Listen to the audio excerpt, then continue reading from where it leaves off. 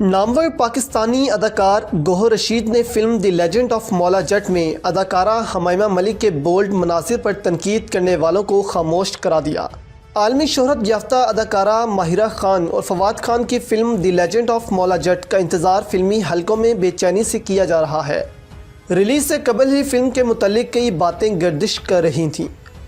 جبکہ فلم میں ماہرہ خان، فواد خان، حمائمہ ملک، حمزہ علی عباسی اور گوہر رشید جیسی بڑی سٹار کاسٹ نے بھی فلم کے حوالے سے لوگوں کا تجسس بڑھا دیا ہے۔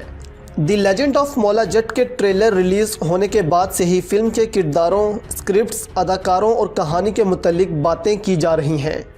جبکہ یہ افواہیں بھی گردش کر رہی ہیں کہ فلم میں حمائمہ ملک اور گوہر رشید کے درمیان بولڈ مناظر فلمائے گئے ہیں۔ گوہر رشید نے ان تمام افواہوں کو غلط قرار دیتے ہوئے کہا ہے کہ حمائمہ ملک فلم میں میری بہن کا کردار ادا کر رہی ہیں، جبکہ اب اس فلم کو ریلیز کرنے کا اصولی فیصلہ کر لیا گیا ہے اور دی لیجنڈ آف مولا جٹ عید الفطر کے موقع پر ریلیز کی جائے گی۔